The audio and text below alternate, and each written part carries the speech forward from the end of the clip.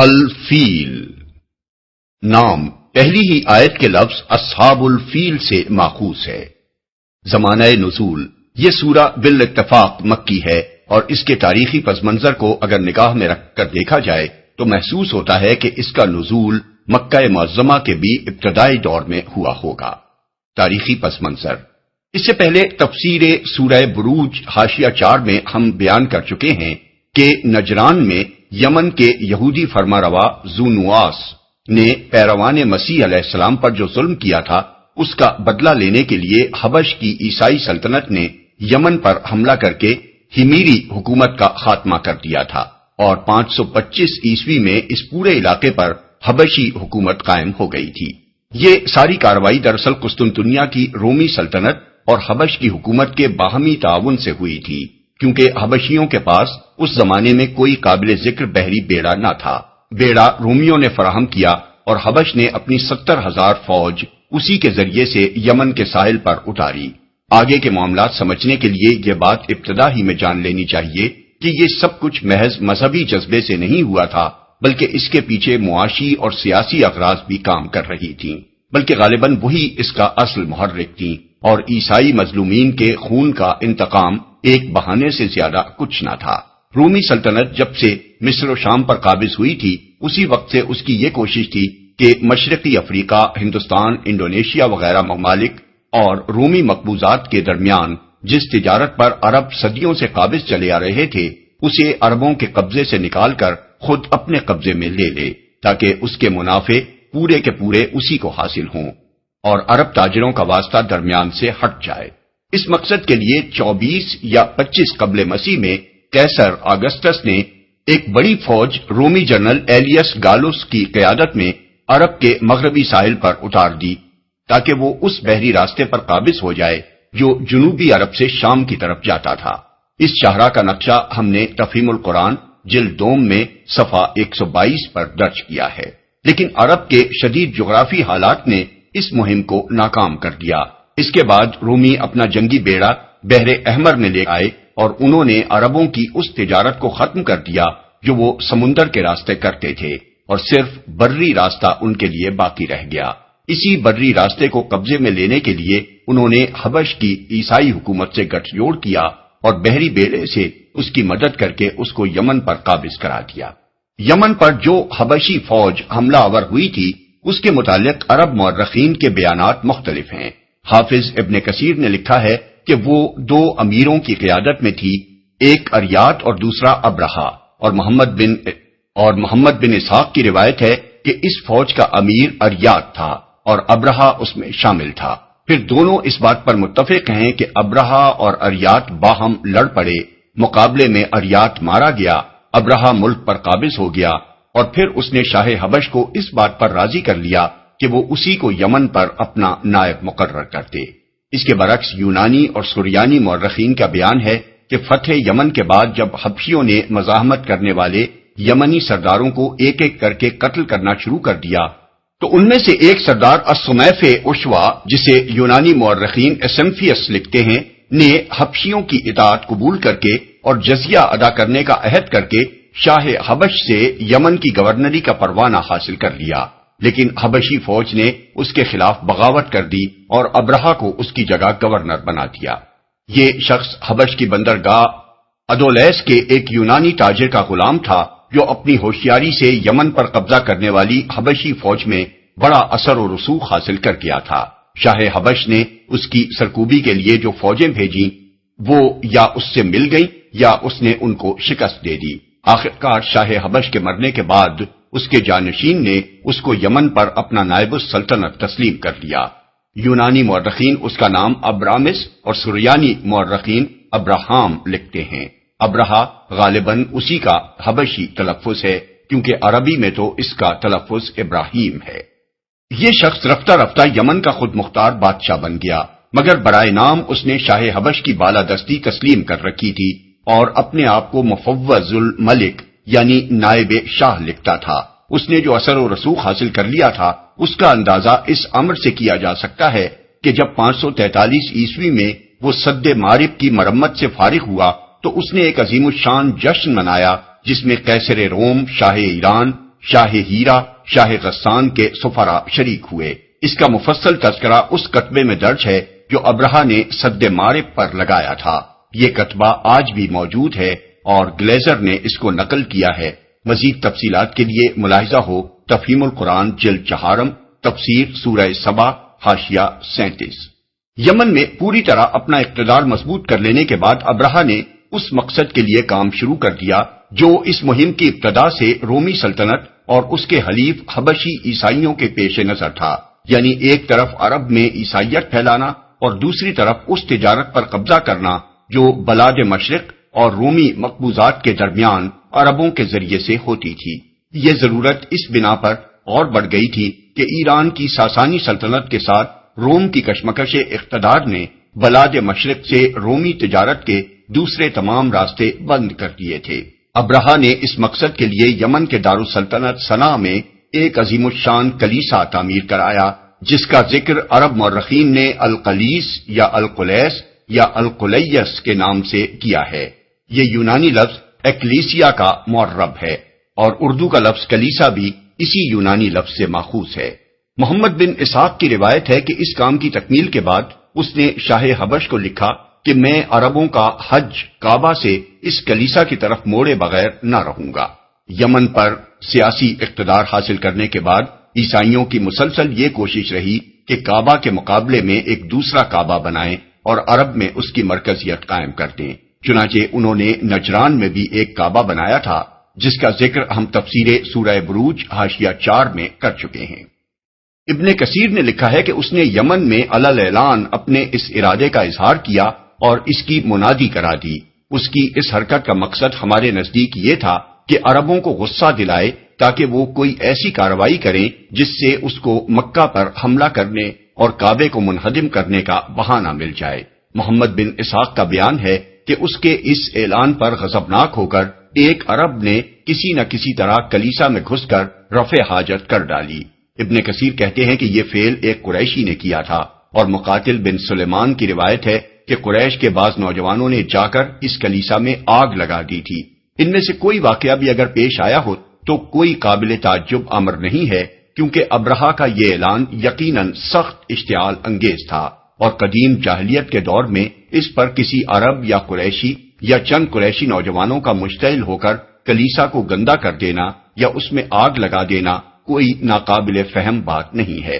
لیکن یہ بھی کچھ بعید نہیں کہ ابرہہ نے خود اپنے کسی آدمی سے خفیہ طور پر ایسی کوئی حرکت کرائی ہو تاکہ اسے مکہ پر چڑھائی کرنے کا بہانہ مل جائے اور اس طرح وہ قریش کو تباہ اور تمام اہل عرب کو مرعوب کر کے اپنے دونوں مقصد حاصل کر لے۔ بہرحال دونوں صورتوں میں سے جو صورت بھی ہو، جب ابرہہ کے پاس یہ رپورٹ پہنچی کہ کعبے کے معتقدین نے اس کے کلیسا کی یہ توہین کی ہے تو اس نے قسم کھائی کہ میں اس وقت تک چین نہ لوں گا جب تک کعبے کو ڈھا نہ دوں۔ اس کے بعد 570 عیسوی یا 571 عیسوی میں 60,000 فوج اور 13 ہاتھی اور باروایت بعض 9 ہاتھی لے کر مکہ کی طرف روانہ ہوا۔ راستے میں پہلے یمن کے ایک سردار ذو نفر نے عربوں کا ایک لشکر جمع کر کے اس کی مزاحمت کی مگر وہ شکست کھا کر گرفتار ہوا۔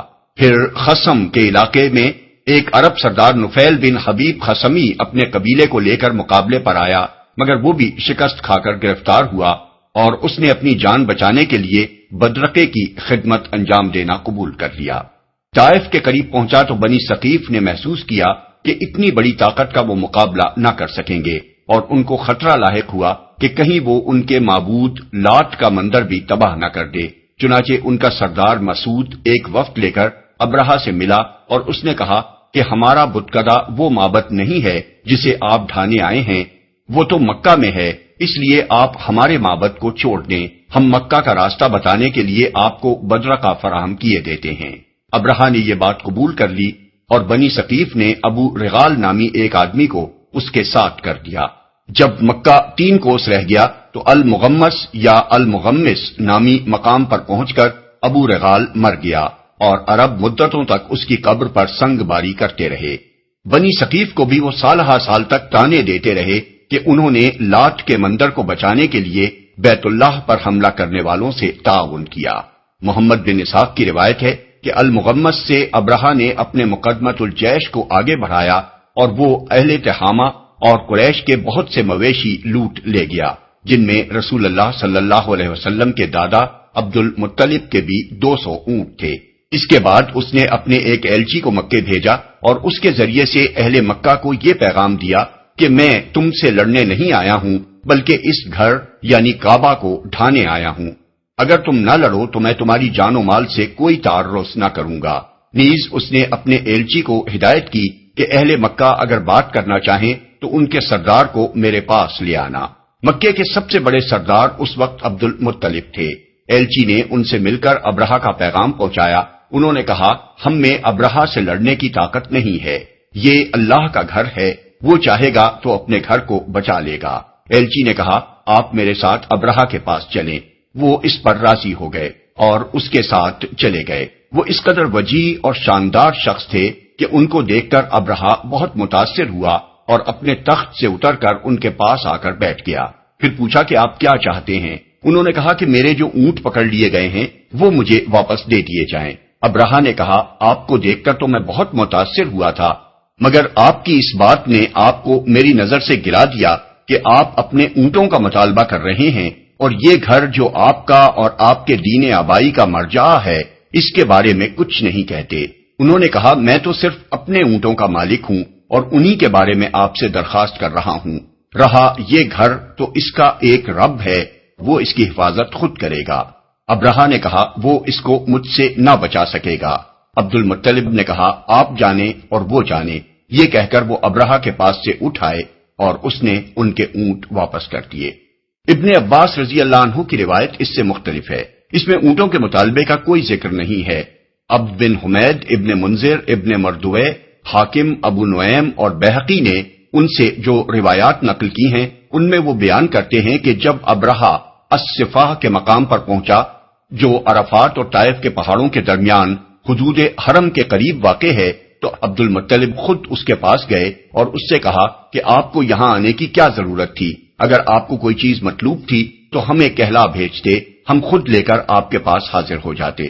اس نے کہا، میں نے سنا ہے کہ یہ گھر امن کا گھر ہے، میں اس کا امن ختم کرنے آیا ہوں۔ عبد المطلب نے کہا، یہ اللہ کا گھر ہے، آج تک اس نے کسی کو اس پر مسلط ہونے نہیں دیا ہے۔ ابرہہ نے جواب دیا، ہم اسے منہدم کیے بغیر نہ پلٹیں گے۔ عبد المطلب نے کہا، آپ جو کچھ چاہیں ہم سے لے لیں اور واپس چلے جائیں، مگر ابرہہ نے انکار کر دیا اور عبد المطلب کو پیچھے چھوڑ کر اپنے لشکر کو آگے بڑھنے کا حکم دیا۔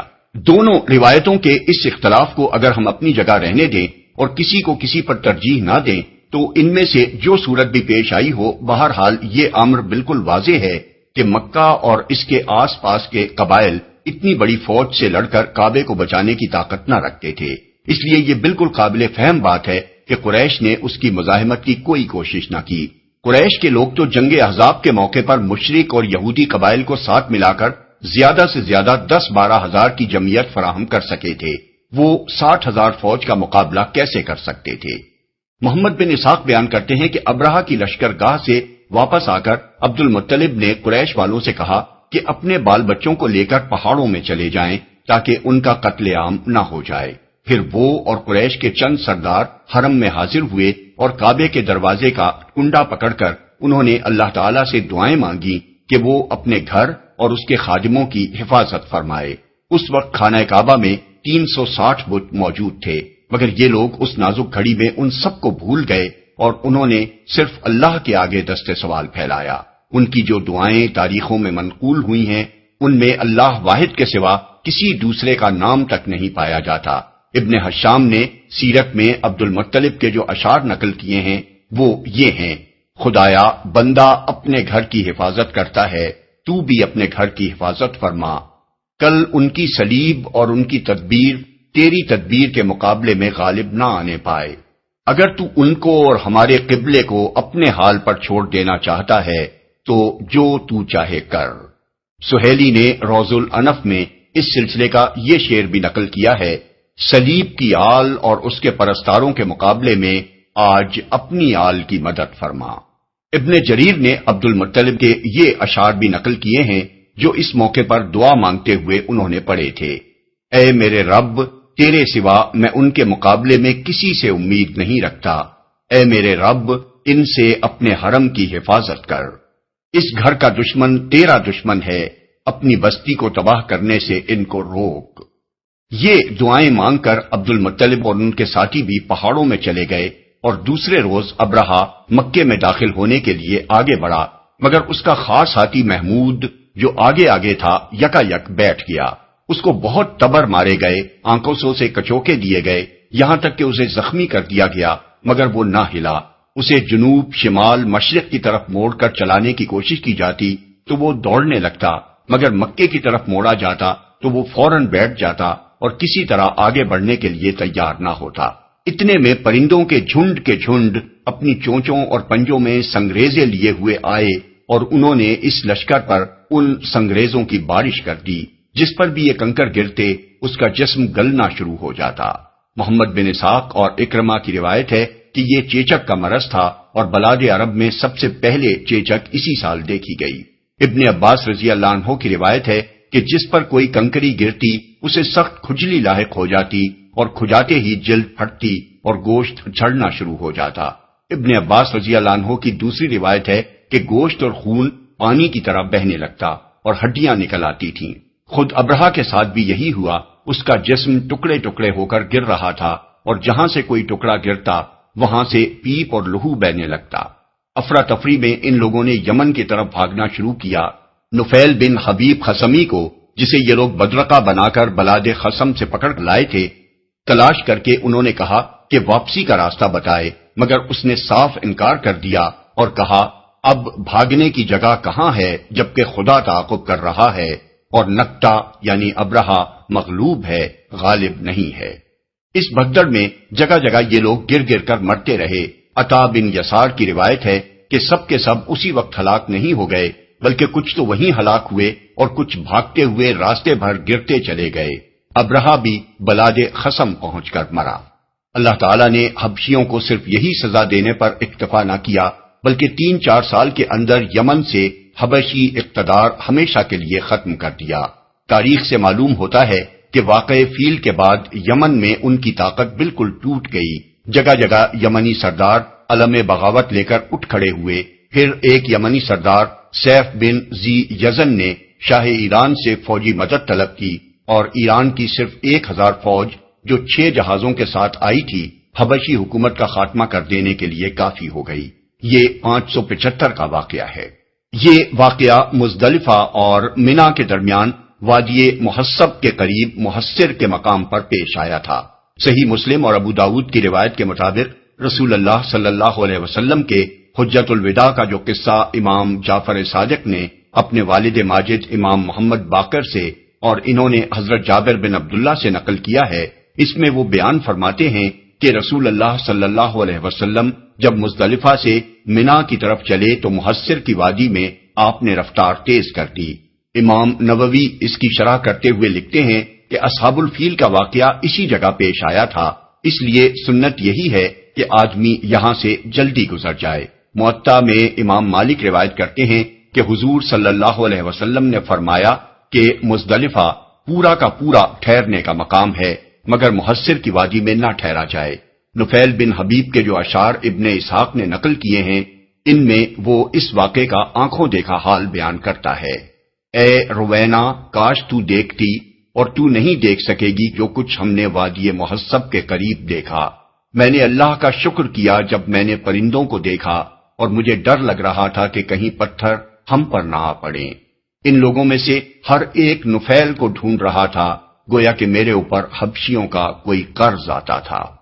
یہ اتنا بڑا واقعہ تھا کہ جس کی تمام عرب میں شہرت ہو گئی، اور اس پر بہت سے شعراء نے قصائد کہے۔ ان قصائد میں یہ بات بالکل نمایاں ہے کہ سب نے اسے اللہ تعالی کی قدرت کا اعجاز قرار دیا، اور کہیں اشارتاً کنایتاً بھی یہ نہیں کہا کہ اس میں ان بتوں کا بھی کوئی دخل تھا جو کعبے میں پوجے جاتے تھے۔ مثال کے طور پر عبداللہ ابن زبارہ کہتا ہے، 60,000 تھے جو اپنی سرزمین کی طرف واپس نہ جا سکے، اور نہ واپس ہونے کے بعد ان کا بیمار یعنی ابرہہ زندہ رہا۔ یہاں ان سے پہلے عاد اور جرہم تھے، اور اللہ بندوں کے اوپر موجود ہے جو اسے قائم رکھے ہوئے ہے۔ ابو قیس بن اسلت کہتا ہے، اٹھو اور اپنے رب کی عبادت کرو اور مکہ و منا کی پہاڑیوں کے درمیان بیت اللہ کے کونوں کو مسح کرو۔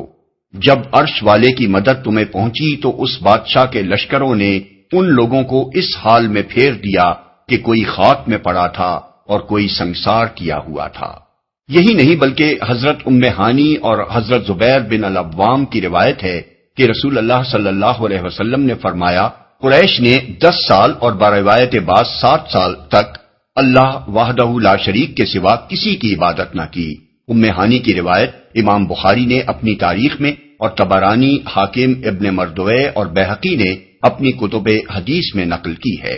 حضرت زبیر کا بیان طبرانی اور ابن مردوے اور ابن عساکر نے روایت کیا ہے، اور اس کی تائید مزید حضرت سعید بن مسیب کی اس مرسل روایت سے ہوتی ہے جو خطیب بغدادی نے اپنی تاریخ میں درج کی ہے۔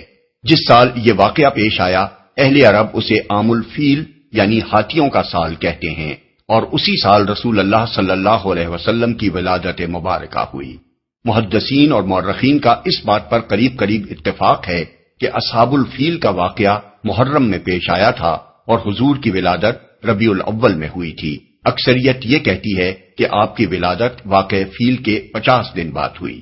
مقصود کلام، جو تاریخی تفصیلات اوپر درج کی گئی ہیں ان کو نگاہ میں رکھ کر سورہ فیل پر غور کیا جائے تو یہ بات اچھی طرح سمجھ میں آ جاتی ہے کہ اس سورہ میں اس قدر اختصار کے ساتھ صرف اصحاب الفیل پر اللہ تعالیٰ کے عذاب کا ذکر کر دینے پر کیوں اکتفا کیا گیا ہے۔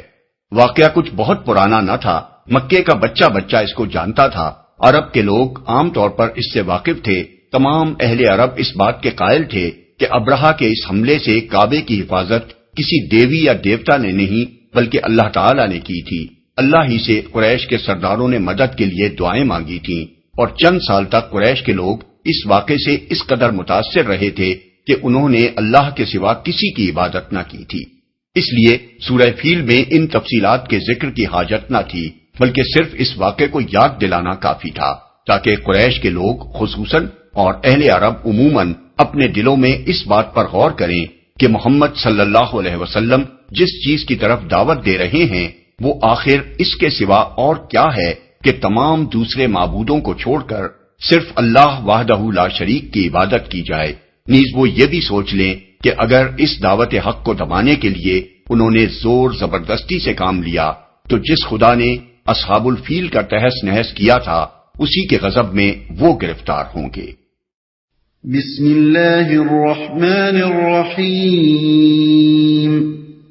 شروع اللہ کے نام سے جو رحمان و رحیم ہے۔ أَلَمْ تَرَ كَيْفَ فَعَلَ رَبُّكَ بِأَصْحَابِ الْفِيلِ؟ تم نے دیکھا نہیں کہ تمہارے رب نے ہاتھی والوں کے ساتھ کیا کیا؟ تم نے دیکھا نہیں۔ خطاب بظاہر نبی صلی اللہ علیہ وسلم سے ہے، مگر اصل مخاطب نہ صرف قریش بلکہ عرب کے عام لوگ ہیں جو اس سارے قصے سے خوب واقف تھے۔ قرآن مجید میں بکثرت مقامات پر الم ترا یعنی کیا تم نے نہیں دیکھا کہ الفاظ استعمال ہوئے ہیں، اور ان سے مقصود نبی صلی اللہ علیہ وسلم کو نہیں بلکہ عام لوگوں کو مخاطب کرنا ہے۔ مثال کے طور پر آیات ذیل ملاحظہ ہوں، سورہ ابراہیم آیت 19، سورہ الحج آیت 18 اور 65، سورہ النور آیت 43، سورہ لقمان آیات 29 تا 31، سورہ فاطر آیت 27، سورہ الزمر آیت 21۔ پھر دیکھنے کا لفظ اس مقام پر اس لیے استعمال کیا گیا ہے کہ مکہ اور اطراف مکہ اور عرب کے ایک وسیع علاقے میں مکے سے یمن تک ایسے بہت سے لوگ اس وقت زندہ موجود تھے جنہوں نے اپنی آنکھوں سے اصحاب الفیل کی تباہی کا واقعہ دیکھا تھا۔ کیونکہ اس واقعے کو گزرے ہوئے 40-45 سال سے زیادہ زمانہ نہیں ہوا تھا، اور سارا عرب ہی اس کی ایسی متواتر خبریں دیکھنے والوں سے سن چکا تھا کہ یہ واقعہ لوگوں کے لیے آنکھوں دیکھے واقعے کی طرح یقینی تھا۔ کیا کیا؟ یہاں اللہ تعالیٰ نے کوئی تفصیل اس امر کی بیان نہیں کی کہ یہ ہاتھی والے کون تھے، کہاں سے آئے تھے اور کس غرض کے لیے آئے تھے، کیونکہ یہ باتیں سب کو معلوم تھیں۔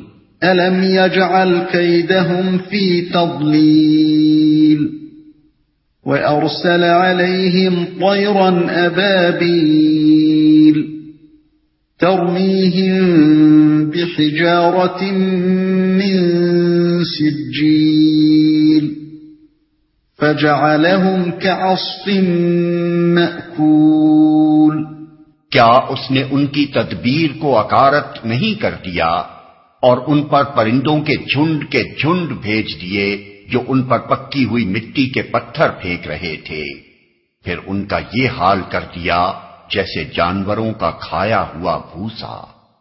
ان کی تدبیر اصل میں لفظ قید استعمال کیا گیا ہے جو کسی شخص کو نقصان پہنچانے کے لیے خفیہ تدبیر کے معنی میں بولا جاتا ہے۔ سوال یہ ہے کہ یہاں خفیہ کیا چیز تھی؟ 60,000 کا لشکر کئی ہاتھی لیے ہوئے علانیہ یمن سے مکہ آیا تھا، اور اس نے یہ بات چھپا کر نہیں رکھی تھی کہ وہ کعبے کو ڈھانے آیا ہے، اس لیے یہ تدبیر تو خفیہ نہ تھی۔ البتہ جو بات خفیہ تھی وہ حبشیوں کی یہ غرض تھی کہ وہ کعبے کو ڈھا کر قریش کو کچل کر اور تمام اہل عرب کو مروب کر کے تجارت کا وہ راستہ عربوں سے چھین لینا چاہتے تھے جو جنوب عرب سے شام و مصر کی طرف جاتا تھا۔ اس غرض کو انہوں نے چھپا رکھا تھا اور ظاہر یہ کیا تھا کہ ان کے کلیسا کی جو بے حرمتی عربوں نے کی ہے اس کا بدلہ وہ ان کا معبد ڈھا کر لینا چاہتے ہیں۔ اکارت نہیں کر دیا، اصل الفاظ ہیں فی تدلیل، یعنی ان کی تدبیر کو اس نے گمراہی میں ڈال دیا، لیکن محاورے میں کسی تدبیر کو گمراہ کرنے کا مطلب اسے ضائع کر دینا اور اسے اپنا مقصد حاصل کرنے میں ناکام کر دینا ہے۔ جیسے ہم اردو زبان میں کہتے ہیں کہ فلاں شخص کا کوئی داؤں نہ چل سکا یا اس کا کوئی تیر نشانے پر نہ بیٹھا۔ قرآن مجید میں ایک جگہ فرمایا گیا ہے وما قید الکافرین الا فی ضلال، یعنی مگر کافروں کی چال اکارت ہی گئی، سورہ المومن آیت 25۔ اور دوسری جگہ ارشاد ہوا وَأَنَّ اللَّهَ لَا يَهْدِي قَيْدَ الْخَائِنِينَ، یعنی اور یہ کہ اللہ خائنوں کی چال کو کامیابی کی راہ پر نہیں لگاتا، سورہ یوسف آیت 52۔ اہل عرب امراء القیس کو الملک الذلیل یعنی ضائع کرنے والا بادشاہ کہتے تھے، کیونکہ اس نے اپنے باپ سے پائی ہوئی بادشاہی کو کھو دیا تھا۔ جھنڈ بھیج دیے، اصل میں طیرن ابابیل کے الفاظ استعمال ہوئے ہیں۔ اردو زبان میں چونکہ ابابیل ایک خاص قسم کے پرندے کو کہتے ہیں، اس لیے ہمارے ہاں لوگ عام طور پر یہ سمجھتے ہیں کہ ابرہہ کی فوج پر ابابیلیں بھیجی گئی تھیں، لیکن عربی زبان میں ابابیل کے معنی ہیں بہت سے متفرق گروہ جو پے در پے مختلف سمتوں سے آئیں، خواہ وہ آدمیوں کے ہوں یا جانوروں کے۔ اکرمہ اور قتادہ کہتے ہیں کہ یہ جھنڈ کے جھنڈ پرندے بحر احمر کی طرف سے آئے تھے۔ سعید بن جبیر اور اکرمہ کہتے ہیں کہ اس طرح کے پرندے نہ پہلے کبھی دیکھے گئے تھے نہ بعد میں دیکھے گئے، یہ نہ نجد کے پرندے تھے نہ حجاز کے، اور نہ تہامہ یعنی حجاز اور بحر احمر کے درمیان ساحلی علاقے کے۔ ابن عباس کہتے ہیں کہ ان کی چونچیں پرندوں جیسی تھیں اور پنجے کتے جیسے۔ اکرمہ کا بیان ہے کہ ان کے سر شکاری پرندوں کے سروں جیسے تھے، اور تقریباً سب راویوں کا متفقہ بیان ہے کہ ہر پرندے کی چونچ میں ایک ایک کنکر تھا اور پنجوں میں 2 کنکر۔ مکہ کے بعض لوگوں کے پاس یہ کنکر ایک مدت تک محفوظ رہے، چنانچہ ابو نعیم نے نوفل بن ابی معاویہ کا بیان نقل کیا ہے کہ میں نے وہ کنکر دیکھے ہیں جو اصحاب الفیل پر پھینکے گئے تھے، وہ مٹر کے چھوٹے دانے کے برابر سیاہی مائل سرخ تھے۔ ابن عباس کی روایت ابو نعیم نے یہ نقل کی ہے کہ وہ چلغوزے کے برابر تھے، اور ابن مردویہ کی روایت میں ہے کہ بکری کی مینگنی کے برابر۔ ظاہر ہے کہ سارے سنگریزے ایک ہی جیسے نہ ہوں گے، ان میں کچھ نہ کچھ فرق ضرور ہوگا۔ پتھر پھینک رہے تھے، اصل الفاظ ہیں بحجارت من سجیل، یعنی سجیل کی قسم کے پتھر۔ ابن عباس فرماتے ہیں کہ یہ لفظ دراصل فارسی کے الفاظ سنگ اور گل کا معرب ہے، اور اس سے مراد وہ پتھر ہے جو مٹی کے گارے سے بنا ہوا اور پک کر سخت ہو گیا ہو۔ قرآن مجید سے بھی اس کی تصدیق ہوتی ہے۔ سورہ ہود آیت 82 اور سورہ ہجر آیت 74 میں کہا گیا ہے کہ قوم لوط پر سجیل کی قسم کے پتھر برسائے گئے تھے، اور انہی پتھروں کے متعلق سورہ زاریات آیت 33 میں فرمایا گیا ہے کہ وہ حجارت من طین یعنی مٹی کے گارے سے بنے ہوئے پتھر تھے۔ مولانا حمید الدین فراہی مرحوم و مغفور، جنہوں نے عہد حاضر میں قرآن مجید کے معنی و مطالب کی تحقیق پر بڑا قیمتی کام کیا ہے، اس آیت میں ترمیہم کا فاعل اہل مکہ اور دوسرے اہل عرب کو قرار دیتے ہیں جو علم ترا کے مخاطب ہیں، اور پرندوں کے متعلق فرماتے ہیں کہ وہ سنگریزے نہیں پھینک رہے تھے بلکہ اس لیے آئے تھے کہ اصحاب الفیل کی لاشوں کو کھائیں۔ اس تعویل کے لیے جو دلائل انہوں نے دیے ہیں ان کا خلاصہ یہ ہے کہ عبد المطلب کا ابرہہ کے پاس جا کر کعبے کے بجائے اپنے اونٹوں کا مطالبہ کرنا کسی طرح باور کرنے کے قابل بات نہیں ہے، اور یہ بات بھی سمجھ میں آنے والی نہیں ہے کہ قریش کے لوگوں اور دوسرے عربوں نے جو حج کے لیے آئے ہوئے تھے حملہ آور فوج کا کوئی مقابلہ نہ کیا ہو اور کعبے کو اس کے رحم و کرم پر چھوڑ کر وہ پہاڑوں میں جا چھپے ہوں۔ اس لیے صورت واقعہ دراصل یہ ہے کہ عربوں نے ابرہہ کے لشکر کو پتھر مارے اور اللہ تعالیٰ نے پتھراؤ کرنے والی طوفانی ہوا بھیج کر اس لشکر کا بھرکس نکال دیا، پھر پرندے ان لوگوں کی لاشیں کھانے کے لیے بھیجے گئے۔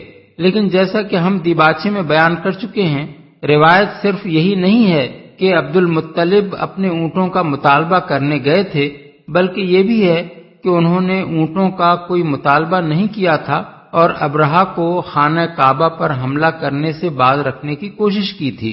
ہم یہ بھی بتا چکے ہیں کہ تمام معتبر روایات کی روح سے ابرہہ کا لشکر محرم میں آیا تھا جبکہ حجاج واپس جا چکے تھے، اور یہ بھی ہم نے بتا دیا ہے کہ 60,000 کے لشکر کا مقابلہ کرنا قریش اور آس پاس کے عرب قبائل کے بس کا کام نہ تھا۔ وہ تو غزوہ احزاب کے موقع پر بڑی تیاریوں کے بعد مشرکین عرب اور یہودی قبائل کی جو فوج لائے تھے وہ 10-12 ہزار سے زیادہ نہ تھی، پھر بھلا وہ 60,000 فوج کا مقابلہ کرنے کی کیسے ہمت کر سکتے تھے؟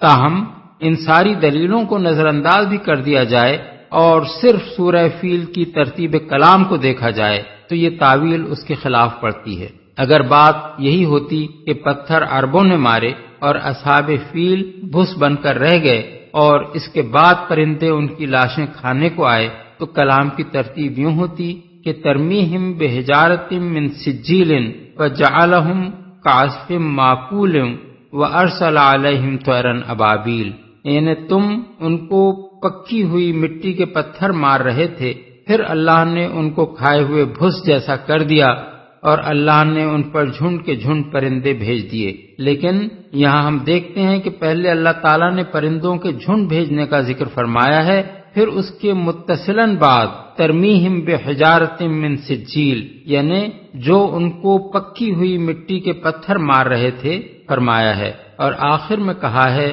کہ پھر اللہ نے ان کو کھائے ہوئے بھس جیسا کر دیا۔ کھایا ہوا بھوسا اصل الفاظ ہیں کعصف معقول۔ عصف کا لفظ سورہ رحمان آیت 12 میں آیا ہے، ذوالعصف والریحان، اور غلہ بھوسے اور دانے والا۔ اس سے معلوم ہوا کہ عصف کے معنی اس چھلکے کے ہیں جو غلے کے دانوں پر ہوتا ہے اور جسے کسان دانے نکال کر پھینک دیتے ہیں، پھر جانور اسے کھاتے بھی ہیں اور کچھ ان کے چبانے کے دوران میں گرتا بھی جاتا ہے اور کچھ ان کے پاؤں تلے